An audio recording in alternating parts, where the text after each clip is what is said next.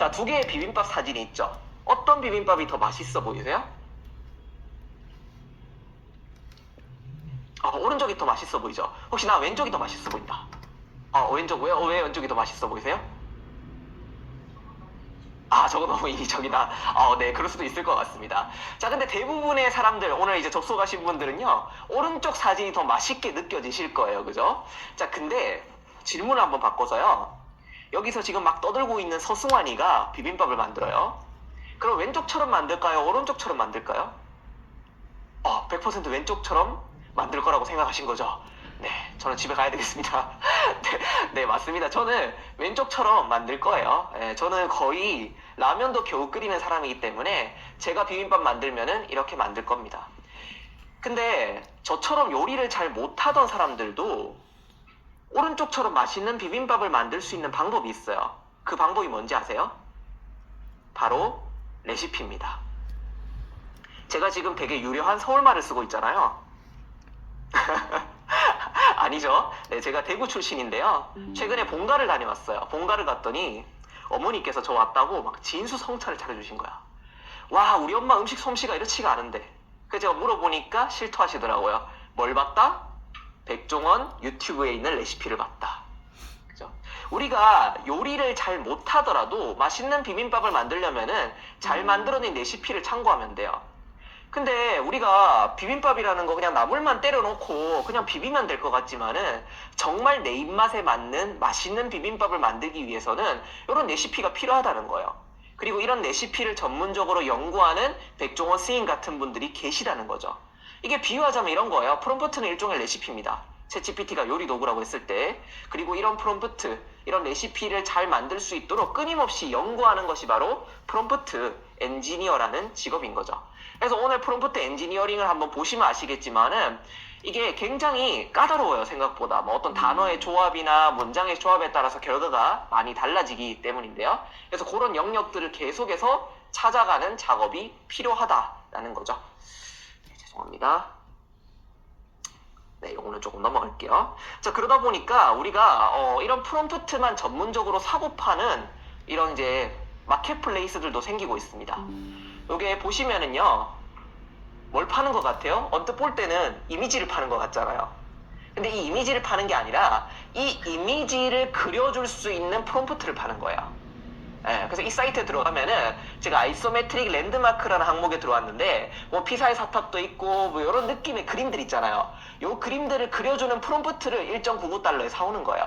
그럼 여기 들어와서 제가 겟 프롬프트에서 결제하면은요 한 3,000원 정도 되잖아요. 이 프롬프트를 사와서 중간에 키워드를 제가 피사의 사탑으로 바뀌면 이게 나오고 뭐 리우의 예수상으로 바뀌면 이게 나오고 그럼 여기에다가 제가 경복궁 넣으면 어떻게 되겠어요? 바로 경복궁이 나오겠죠. 제가 여기서 프롬프트 사서 경복궁 입력해서 약간 질문을 살짝 바꾼 거죠. 원래 있는 질문 사서. 그랬더니 이런 아이소메트릭 그림을 단돈 3,000원에 순식간에 그려버린 거예요. 근데 사실 3,000원이 3,000원이 아니죠. 왜? 우리가 이거 사가지고 계속 그릴 수 있으니까 AI에다가 집어넣으면 레시피를 사오는 거니까. 그래서 우리가 굉장히 프롬프트를 이렇게 거래하는 시장들도 커지고 있다는 거죠. 우리가 실제로 아이소메트릭 그림을 사람한테 맡겨서 그리려면은 건당 5만원에서 15만원까지도 가는데 우리가 3,000원에 엄청나게 많은 거의 무제한으로 뽑아낼 수 있는 그런 프롬프트를 사오는 거죠. 네, 그러다 보니까 우리가 프롬프트 굉장히 중요하다. 굉장히 전방위적으로 관심을 받고 있고요. 올해 또 이제 트렌드 코리아 2025가 나오긴 했는데 작년에 또 2024 나왔을 때 프롬프트가 굉장히 중요한 키워드로 다루어지기도 했습니다. 자, 그래서 정리해보자면요. 우리가 지금까지 챗GPT 써보니까 제대로 안 나오더라라고 했던 것들의 거의 대부분은요. 프롬프트를 잘 제대로 쓰지 못했거나 아니면 챗GPT를 쓸 수 없는 영역에 억지로 쓰려고 했을 가능성이 높다. 그 두 가지 중에 하나입니다. 그래서 저는 오늘 프롬프트에 대한 이야기를 지금 계속 드리고 있는 거고요. 어떻게 하면 그러면 프롬프트를 잘 쓸 수 있을까? 그래, 프롬프트가 중요하다는 거 알겠어. 뭐 직업도 나오고 다 알겠어. 우리가 지금 당장 현업에서 쓰려면 어떻게 해야 돼? 저는 이 얘기 드리고 싶어요. 우선 원리를 잘 이해해야 된다. 결국에는 사람과 소통하는 거랑 비슷해요. 내가 이 사람과 소통해서 이 사람으로부터 원하는 걸 얻어내거나 이 사람과 친해지기 위해서 어떻게 해요? 그 사람에 대해서 우리는 계속 알아보고 확인해보고 공부하잖아요. AI도 마찬가지예요. 우리가 AI를 잘 다루기 위해서는 그 원리를, 기본적인 원리들 막 엄청 어려운 수준까지 가지 않더라도 아셔야 될 필요가 있다는 거죠. 그래서 그 얘기 먼저 조금 드리고 계속 이어갈 건데요. 자, 챗GPT. 다들 아마 여기 현장에 계시는 분들, 그리고 온라인으로 들어오신 분들, 챗GPT 일상적으로 많이 쓰고 계시거나 엄청 많이 쓰시지는 않더라도 조금씩 활용을 하고 계실 거라고 생각합니다. 근데요, 챗GPT는 사실 기술의 이름이 아니에요. 가끔 이제 챗GPT를 어떤 특정한 기술의 이름으로 오해하시는 분들이 계시는데요. 챗GPT는요, 서비스입니다. 그러니까 페이스북, 인스타그램, 뭐 네이버 블로그 이런 것처럼 하나의 서비스일 뿐이에요. 원 오브 댐입니다. 근데 그 서비스인데 어떤 서비스예요? 생성인공지능 챗봇 서비스인 겁니다. 생성인공지능이라는 거는 뭔가를 만들어주는 인공지능이죠. 너무 개념은 잘 알고 계실 텐데요. 그거를 우리가 채팅 형태의 봇으로 만든 서비스다.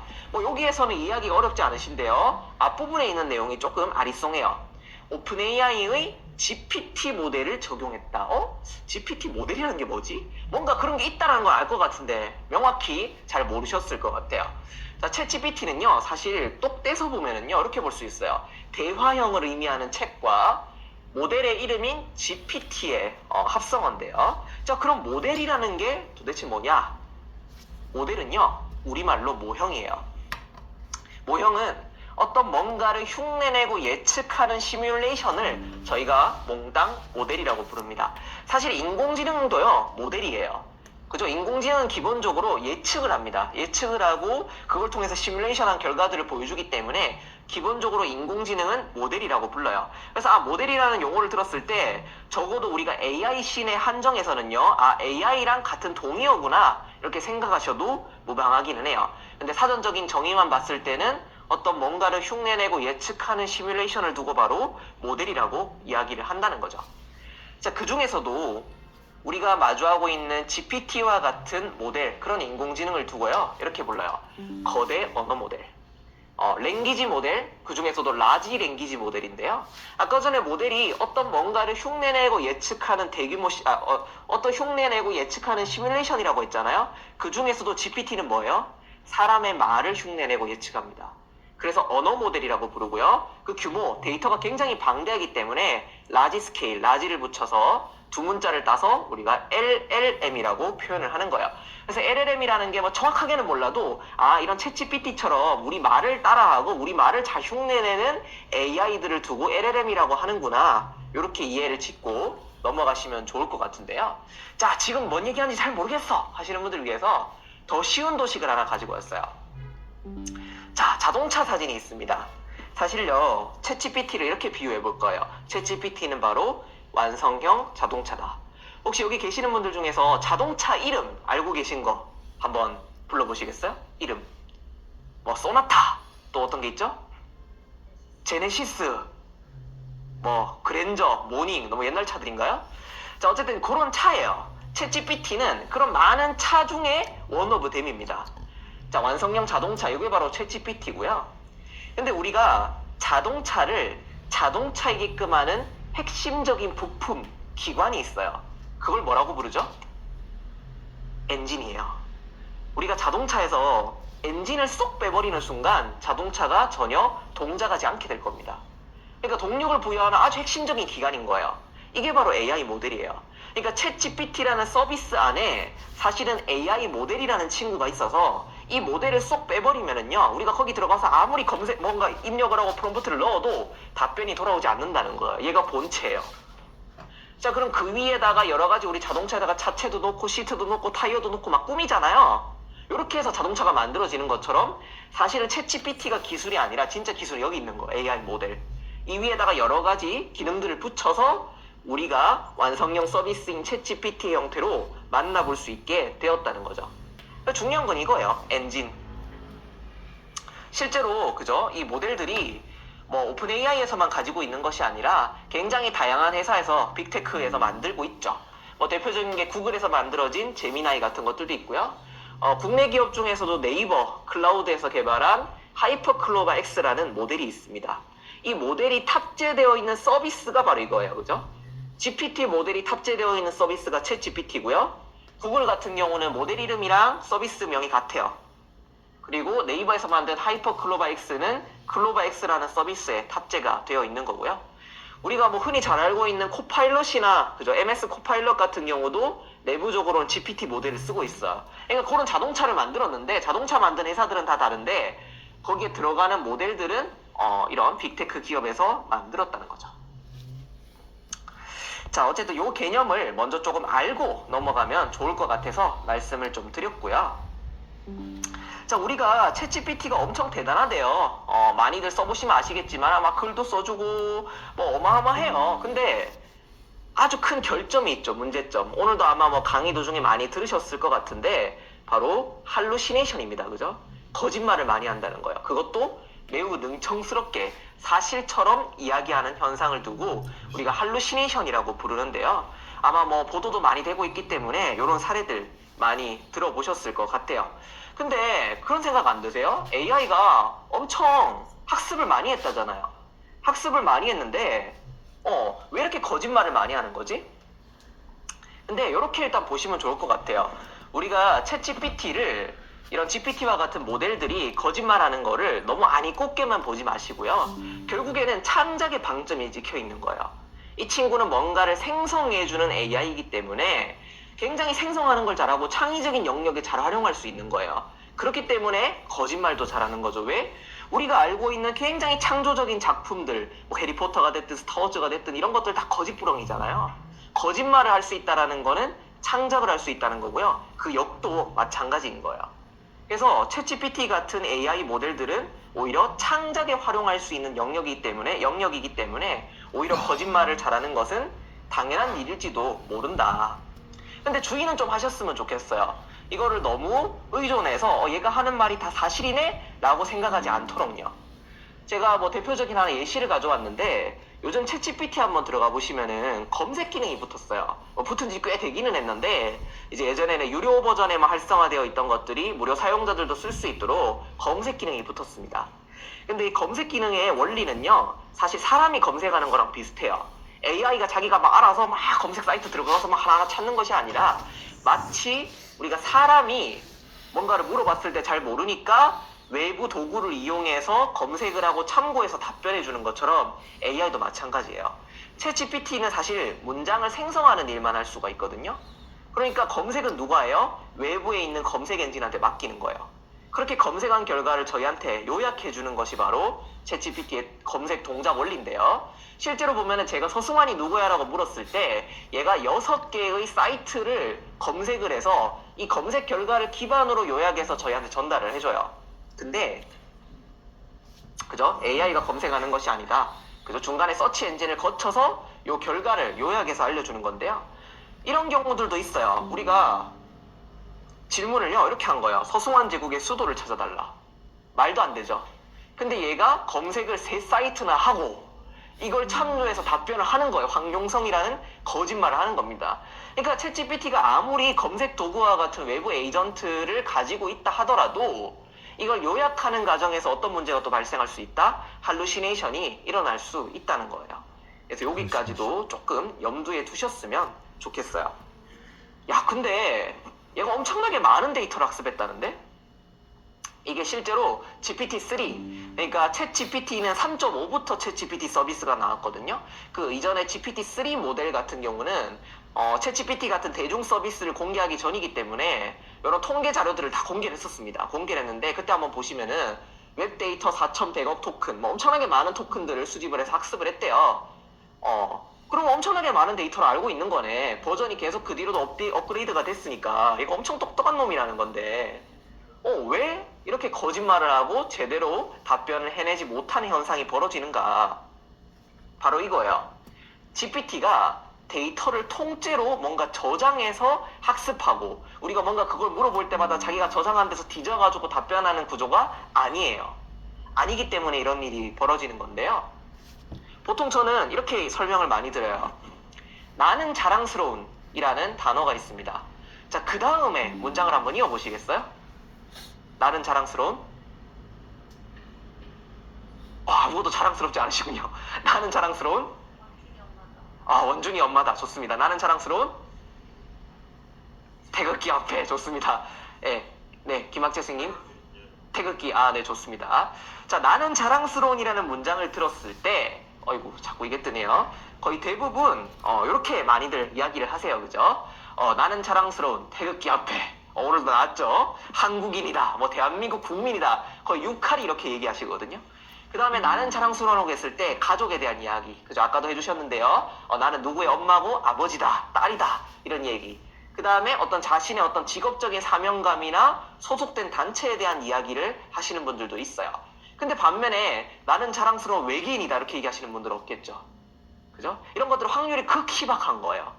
이게 사람도 우리가 이런 단어를 들었을 때 나고 자라면서 이런 단어를 계속 학습하다 보니까 어떤 문장 다음에 뭐가 나와야겠구나라는 걸 예측이 가능해요. AI도 이렇게 동작합니다. 우리가 뭔가 물어봤을 때 그 다음에 이런 단어가 나오겠네? 정확하게 토큰인데요. 그걸 예측해서 빈칸을 채우듯이 문장을 완성하는 것이 바로 AI, GPT 모델의 원리예요. 그래서 문장을 통째로 뭔가 학습해서 그거를 내뱉는 것은 아니다. 이런 식이거든요. 처음에 나는 이라고 주어지면요. 그죠? 나는 다음에 빈칸이 있잖아요. 이 빈칸에 채울 수 있는 것들이 굉장히 많은 통계들이 있을 거예요. 확률적으로. 그걸 하나하나 이어가면서 이렇게 문장을 만들어내는 거예요. 이게 바로 GPT가 문장을 완성하는 원리인데요. 그렇다 보니까 이런 얘기를 드려요. 정답을 내는 것이 아니라 그럴듯한 답을 만들어내는 것이다. 자, 근데 그럴듯한 답을 만들어내는데 그 과정에서 요 개념까지 조금 짚고 가면 좋을 것 같아요. 바로 토큰이라는 거예요. 우리가 방금 어떤 문장이 주어졌을 때 그 다음에 나오는 단어를 이어준다라고 얘기했는데 사실 단어는 조금 적절하지 못한 표현이고요. 굳이 비유하자면 그렇다는 거고 AI 모델은요. 특히 GPT 모델은 기본적으로 토큰이라는 단위로 문장을 인식합니다. 이 토큰이라는 단위는요. 사람이 문장을 인식하는 것과는 많이 달라요. 상이에요. 자, 대표적으로 I am a boy라는 문장이 있습니다. 무슨 뜻이죠? 무슨 뜻인지 모르시나요? 무슨 뜻이죠? I am a boy. 나는 소년이다. 자, 사람은 이 I am a boy라는 문장을 딱 들었을 때 이거 한 문장이구나 바로 인식을 할 수가 있습니다. 근데 GPT 모델은요. 요걸 4개의 문장으로 분할해서 이해를 해요. I am a boy. 이게 바로 4개의 토큰인데요. 자, 이 토큰을 분절하는 기준이요. 사람의 직관과는 많이 달라요. 자, My name is 서승환이라는 문장이 있습니다. 자, 이거는 언뜻 보면은요, 하이라이트 된 부분들이 토큰이 나뉘어져 있는 거거든요. 이 문장을 AI한테 입력했을 때 이렇게 인지를 한다는 거예요. 이걸 한 번에 인지하는 것이 아니라 my 따로, name 따로, is 따로, 서 따로 이렇게 su 따로, h 따로 다 따로 보는 거예요. 자, 보면 어때요? 우리가 늘 아는 단어 같은 경우는 좀 하나의 그저 덩어리로 보는 것 같고 서승환 같은 단어는 고유명사니까 이거 좀 쪼개서 보나 보다. 그죠? 납득이 가능하죠. 자, 근데 한글 한번 보세요. 서승환이라는 한글을 넣었어요. 그랬더니 몇 개의 토큰으로 분할을 해버려요? 5개로 분할해버리는 거예요. 3글자인데 5개로 만들어버리는 거죠. 이거 왜 그래요? AI가 학습하는 과정에서 이게 토큰이라는 게 결국 학습하는 과정에서 사전을 만드는 거거든요. 한국어 데이터가 많이 빈약하다라는 방증인 거예요. 그죠? 오히려 영어로 된 데이터들은 얘가 많으니까 이걸 하나의 큰 덩어리로 묶고 있는 거고 얘는 서승환이라는 단어는커녕 한글로 된 데이터들이 영어랑 비교했을 때 많이 없는 거예요. 토큰을 많이 보유하고 있지. 토크나이저가 그렇게 형성이 되어 있지 않은 거예요. 그렇다면 우리가 GPT한테 뭔가 질문했을 때 영어로 질문하는 것이 훨씬 더 효율적일까요? 한글로 질문하는 것이 훨씬 효율적일까요? 영어가 훨씬 효율적인 거예요. 그죠? 한 번에 더 많이 처리하기 때문에. 근데 사실 우리가 버전이 업그레이드 되면 될수록 이 토큰에 대한 거는 그냥 점차 개선이 되고 있기는 합니다. 요거는 이제 제가 일반 강의 가면 잘 얘기는 안 하는 부분이긴 한데 이 토큰이 사실 중요한 이유는요. 이게 경제랑 그러니까 돈이랑 연결이 돼요. 예. 왜냐면 이게 일반 사용자분들은 사실 그냥 $20만 내고 챗GPT 쓰시잖아요. 근데 기업에서 우리가 이 GPT 모델을 빌려와서 서비스를 만들려고 하면은 사용량만큼 돈을 내게 되거든요. 근데 이 사용량을 책정하는 기준이 바로 토큰이에요. 그래서 토큰이 중요한 거예요. 자, 그래서 AI는요, 사실 문장을 이렇게 봐요. 우리 사람은 문장을 이렇게 보잖아요. 이렇게 막 보잖아요. 근데 얘는 이런 아까 전에 분절되어 있는 토큰들의 조합으로 문장을 이해하고 있는 거예요. 그래서 비유하자면 이모지로 이렇게 비유를 할 수가 있습니다. 그죠? 우리 사람이 봤을 때는 이해는 안 되지만은 이 각각 이모지 하나마다 어떤 글자들이 있어서 요게 조합돼서 이렇게 세상을 바라보고 있는 거예요. AI는. 그래서요, 이런 문제도 있어요. 챗GPT한테 야, 스트로베리 안에 알이 몇 개야? 헤아려 볼래? 라고 하면 항상 틀려요. 스트로베리라는 단어가 알이 3개 있잖아요? 근데 GPT가 2개 있다 그러는 거예요. 왜? 얘는 스트로베리를 글자 하나하나 떼서 볼 수 있는 능력이 없어요. 없고 토큰으로 이렇게 분절해서 보기 때문에 절대 알이 몇 개인지 헤아릴 수가 없습니다. 그래서 같은 의미에서 이거 몇 글자 이내로 글을 써줄래? 이런 것도 안 돼요. 글자를 헤아릴 수 없기 때문에. 그래서 요거는 참고를 하시면 좋을 것 같고요. 자, 지금부터 이제 점점 본격적인 내용들이 들어와요. 자, 우리 챗GPT 사용할 때, 자, 질문을 처음에 넣었어요. 챗GPT 안녕하세요. 제가 이거를 토크나이저에 넣어서 토큰을 한번 헤아려 봤거든요. 헤아렸더니 11토큰이 나와요. 이 문장이. 챗GPT 안녕하세요.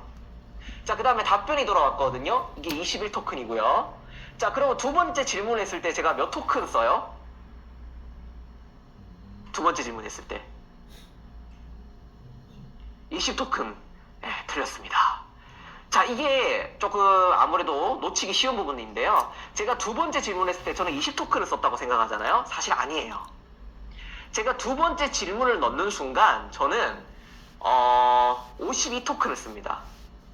왜 그러냐? 사실은 우리는 항상 내가 요 질문 딱 넣으면 요 질문에 대해서 답변만 돌아오고 요 질문 딱 넣으면 요 질문만 들어간다고 생각하잖아요. 사실 AI한테 이 내가 쓴 질문이 들어가는 과정에서 어떤 일이 벌어지냐면은, 그죠? 이게 동작이 잘 안 돼서 이렇게 들어가요. 그러니까 연산할 때마다 이전 입력 값을 다 들어가는 거예요. 제가 직접 한번 요거를 챗GPT에서 무슨 말씀인지 보여드릴게요. 자, 여기에다가 자, 뭐 안녕하세요. 자, 이런 거를 처음에 넣는 거예요. 자, 처음에 제가 한번 넣었죠. 자, 이때는요, AI한테 들어간 데이터는 안녕하세요밖에 없어요. 답변이 돌아왔잖아요. 그 다음에 뭐 예를 들어 네가 좋아하는 색이 뭐야? 그럼 자기는 뭐 인공지능이라서 취향이 없다고 얘기하겠죠. 자, 이렇게 넣는 순간 저는 질문을 이것만 넣었다고 생각하잖아요. 근데 이게 GPT한테 입력되는 순간은 사실 여기서부터, 그죠? 위에 나왔던 답변, 그 다음에 처음 했던 질문들, 요게 다 같이 들어가요. 두 번째 질문 할 때는. 첫 번째 질문에 요것만 들어가고 두 번째 질문할 때는 요거랑 앞에 나왔던 대화 내역들이 다 같이 들어가는 거예요. 왜냐? 기본적으로 GPT 모델한테는요, 메모리가 없어요. 사람처럼 기억할 수 있는 능력이 없습니다. 그러니까 사람은 우리가 막 대화를 하다 보면은 방금 앞전에 했던 문장들, 앞전에 했던 이야기들을 다 기억하잖아요. AI는 원래 본디 그렇게 할 수 있는 능력이 없기 때문에 우리가 항상 질문을 할 때마다 그 앞에 있는 대화 내역들을 다 통째로 넣어주는 거예요. 그런 식으로 동작하도록 되어 있습니다. 그죠? 여기 보시면 더 이해가 쉬울 텐데요. 이 하이라이트 된 부분이 직접 프롬프트 창에 입력한 질문이에요. 이렇게 처음에 입력했더니 답변이 돌아왔어요. 두 번째, 이렇게 입력할 때는 이것만 보내는 게 아니라 사실은 위에 나왔던 Q랑 A를 같이 보낸다. 이렇게 답변이 또 돌아오면은 그 다음 질문할 때는 그 위에 있었던 내용을 또 보낸다. 계속 이게 누적이 되는 구조입니다. 그럼 우리가 질문을 하면 할수록 토큰 수가 계속 누적되니까 질문을 많이 하면 어떻게 돼요? 계속 토큰이 기하급수적으로 늘어나게 되는 거예요. 이 토큰이 늘어나는 기준은요, 이 하나의 채팅방 안에서, 챗GPT 기준으로 말씀드리면 이 하나의 채팅방 안에서 계속 공유되고 있는 거예요. 그래서 우리가 새로운 채팅방을 만들어버리면은 그 다시 토큰이 초기화가 됩니다. 그죠? 그래서 우리가 가급적 하나의 채팅방 안에서는 같은 주제로 대화를 나누시는 게 좋아요. 그래야 그 이전에 있었던 맥락하고 일치하기 때문에 더 결과가 좋아지는 거거든요. 그렇게 말씀을 좀 드릴 수 있을 것 같고요. 자, 이렇게 하는 이유는 간단하죠. 우리가 만약에 토큰을 앞에 있는 것들을 계속 전달하지 않는다. 그럼 이런 문제가 발생하게 될 거예요. 저는 서승환입니다. 당신은 누구세요? 라고 해서 자기가 얘기를 해놓고 그 회사는 뭐 하는 곳이에요? 라고 물었을 때 원래라면은 그 회사라는 게 바로 오픈 AI라는 걸 인지해서 답변을 해줘야 되는데 만약에 토큰을 누적시키지 않는다고 하면 저렇게 답변하겠죠. 문제가 발생하겠죠. 근데 이미 우리는 챗GPT는 토큰을 누적해서 계속 놓고 있기 때문에 그 회사라는 거를 명확하게 기존의 맥락에서 찾아서 답변을 하더라라는 거예요. 그죠? 이게 바로 챗GPT의 그죠? 토큰 개념이고요. GPT 모델의 토큰 개념이고요. 근데 중요한 거는 얘가 기하급수적으로 계속 대화를 하면 할수록 토큰의 수가 늘어날 건데 이게 제한이 없나? 제한이 있어요. 예, 요거 좀 약간 옛날 기준이긴 한데요. 12만 토큰 기준으로 보시면 돼요. GPT-4도. 그래서 얘가 한 번에 기억할 수 있는 토큰의 수가 제한이 돼 있습니다. 한 번에 처리할 수 있는 수가. 그래서 챗GPT 같은 데서도요, 대화를 엄청 많이 하잖아요? 엄청 많이 하다 보면은요, 나중에 어떻게 되냐면은 저 앞에서 있는 얘기를 까먹어 버려요. 그 위에 있는 내용들은 한 번에 처리할 수 있는 토큰의 범위를 벗어나게 되기 때문에 이런 것들 우리가 주의하실 필요가 있고요. 그래서 우리가 프롬프트 엔지니어링이라는 거는 결국 조금 어렵게 풀면 이거예요. 제한된 토큰 내에서 맥락을 기억하고 그 맥락에 기반해서 답변을 만들어내기 때문에 요거를 우리가 활용해서 맥락을 잘 줄 필요가 있다는 것이 조금 더 어렵게 설명하는 프롬프트 엔지니어링의 정의인데요.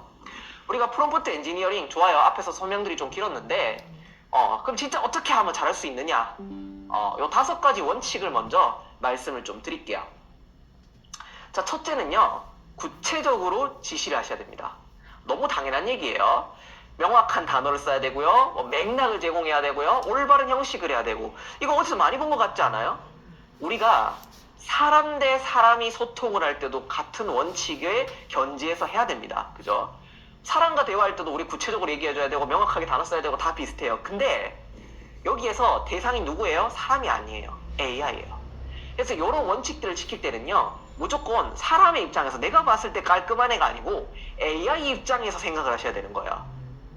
그래서 보시면은 인공지능이 이해할 수 있는 명확한 단어를 써야 된다. 그래서 어떻게 알아? 인공지능의 원리나 학습 과정을 반추해야 된다는 거예요. 자, 요거를 하나하나 설명을 좀 드리면은요, 이런 거예요. 뭐 이거 사람한테도 똑같은데 구체적으로 지시하라는 건 이런 거겠죠. 첫 번째, 출장 보고서를 작성, 이렇게 이야기하는 것보다, 그죠? 출장 보고서를 내가 명확하게 클리어하게 몇 문단으로 어떤 내용을 포함해야 된다라는 걸 지시를 해주셔야 돼요. 내가 만들고자 하는 결과물에 대해서 얘가 확실하게 모릅니다. 그죠? 사람의 마음을 읽을 수 있는 것이 아니니까. 그래서 여기에 대해서 제시를 해주실 필요가 있고요. 필요하다면 예시까지도 주시는 거예요. 근데 이 과정에서 아까도 말씀드렸던 것처럼 뭐다? 얘는 토큰 단위로 인지하기 때문에 글자 수 같은 것들을 인식을 못한다. 이렇게 하라고 하면 가끔 뭐 300자 이내로 해줘 이러시는 분들이 있는데 그거 절대 안 되거든요. 300자 이내로 하라 그러면은 얘가 그런 거는 돼요. 300자라는 것이 뭐 요 정도 양이고 뭐 한 1000자라고 하면 좀 긴 양이다, 이 정도로 학습이 돼 있어서 1000자라고 했을 때 좀 길게 나오기는 해요. 근데 그게 헤아려 보면은 명확한 1000자가 아니에요. 뭐 800자가 되거나 뭐 600자가 되거나 이러기도 하거든요. 그래서 그런 거 주의하실 필요가 있을 것 같고요. 자, 그 다음 명확한 단어를 쓰라는 거는요, 이런 거예요. 자, 첫 번째부터 한번 보시면은, 자, 배가 우리에게 끼치는 영향에 대해서 알려달라고 했어요. 자, 배. 우리가 배라는 말이 굉장히 중의적이잖아요. 어떤 배가 있어요? 먹는 배, 또 타는 배, 사람 배, 그죠? 배가 3가지가 있단 말이에요. 근데 여기에서 우리가 필요한 거는 사실 타는 배였던 거예요. 이럴 때는 영어를 변기해 주시면 돼요. 조금 더 명확하게 사람이 봐도 좀 불명확한 부분들이 있다. 그럼 AI가 잘 이해할 수 있는 영어로 변기를 해주시는 것이 굉장히 좋은 전략이고요. 무엇보다 좀 재밌는 게 있어요. 이거는 일본어나 한국어 같은 한자 문화권 언어에 좀 국한되어 있는 사례인데, 고요보다는 한자어를 사용하시면 좋아요. 한자를 사용하라는 게 아니고요, 한자어, 조금 어려운 말을 쓰면 좋다는 거예요. 자, 이게 무슨 얘기냐? 제가 2가지 캡처해 왔는데요. 자, 왼쪽 한번 보실게요. 왼쪽 한번 보시면은요, 일을 많이 하면 몸이 어떻게 되는지 알려주세요 라고 질문했어요.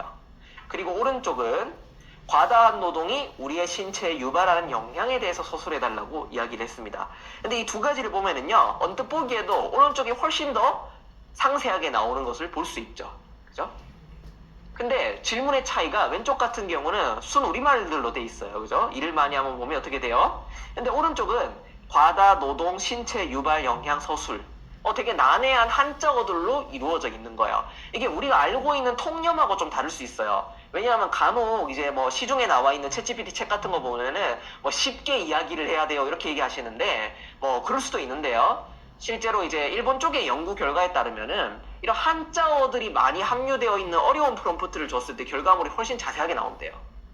그게 왜 그러냐면은 이제 그 일본 쪽 연구 결과에서 추론을 하기를, 인공지능의 학습 과정을 한번 반추해 보면은 인공지능이 학습에 사용했는 데이터들이 주로 사실은 위키피디아 같은 사전 데이터, 아니면 뉴스 언론사 데이터, 그 다음에 그죠? 논문, 도서 이런 것들이거든요. 근데 주로 이런 이제 지식 매체들이 한자 문화권에서는 좀 난해한 한자어들을 함유하고 있는 그런 문장들이 많잖아요. 그런 것들을 얘가 이미 많이 학습하고 있기 때문에 프롬프트 자체에다가 그런 한자어들을 넣어서 질문했을 때 결과가 더 잘 나온다는 거예요. 그렇게 보통 추론을 합니다. 그래서 한자어를 사용하는 것이 더 좋다라는 얘기 드렸고요. 그 다음에 맥락을 제공하는 것이 좋다라는 거는요, 우리가 설명이 좀 복잡한 경우에, 그죠? 예시나 맥락들을 제공해서 더 좋은 결과가 나올 수 있도록 해줘야 된다는 거거든요.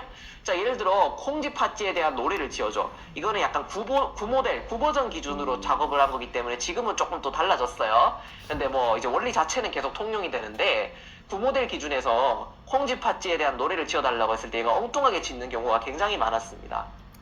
보시면은 콩과 팥, 우리는 친구. 그죠? 가끔 콩쥐팥쥐에 대한 노래 지어달라 그러면요, 콩쥐는 콩을 좋아하는 쥐고 팥쥐는 팥을 좋아하는 쥐가 돼버려요. 근데 그게 아니잖아요? 그래서 우리가 단순하게 한 2줄 정도로 콩쥐팥쥐에 대한 줄거리를 붙여주기만 하더라도 결과가 잘 나온다는 거죠. 그래서 맥락이나 예시를 잘 전달할 필요가 있다라는 얘기 좀 드리고 싶고요. 자, 올바른 형식에 대한 거는요, 제가 뒤에서 말씀을 좀 드릴게요. 자, 그 다음에 일관성을 유지해야 된다라는 거는 두 가지 입장인데요. 자, 뭐냐면은 우리가 프롬프트를 작성할 때 방식이 두 가지가 있어요. 첫째는 바로 싱글턴, 그리고 둘째는 멀티턴인데요. 자, 멀티턴, 일반적으로는 멀티턴을 많이 쓰실 거예요. 쓰시고 실제로 막 시중에 있는 챗GPT 책 같은 거 봐도 멀티턴을 권장하는 경우들도 많이 있습니다. 근데 장단점이 확연하게 있기는 해요. 그래서 저는 어떤 거를 권장드리고 싶냐면은 싱글턴 쪽을 더 권장드리고 싶어요. 자, 멀티턴은 뭐냐면은 티키타카 하는 거예요. 내가 뭔가 질문 하나 던져놓고 답변 돌아오잖아요? 또 질문하고 또 질문하고, 그러면서 내가 좋은 결과물이 나올 때까지 티키타카 하는 거, 그게 멀티턴 방식이고요. 싱글턴은 한 번의 프롬프트, 한 번의 질문으로 바로 답변을 이끌어내는 거예요. 근데 오른쪽이 훨씬 더 권장드린 이유가 뭐냐면요, 왼쪽은 아까 전에 말씀드렸잖아요. 토큰, 앞에 있는 토큰들이 계속 학습되고 있다고. 인컨텍스트 러닝. 그래서 우리가 앞에서 뭔가 잘못된 결과물이 나왔는 것조차 계속 맥락에 반영되고 있는 거예요. 그래서 나중에 나온 결과물에 영향을 미칠 수가 있어요. 그래서 가급적 처음 질문에서 여기다가 내가 필요한 내용을 다 넣어서 답변을 이끌어내도록 하는 것이 좋고요. 그 다음에 이렇게 했을 때 장점은 뭐냐면요, 재현이 가능해요.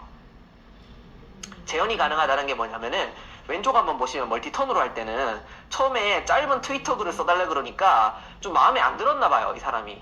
이모티콘도 들어가고 부드러운 말투면 좋겠는데 얘가 그냥 달랑 이렇게만 준 거예요. 그러니까 이게 마음에 안 드니까 여러 번 질문한 거잖아요.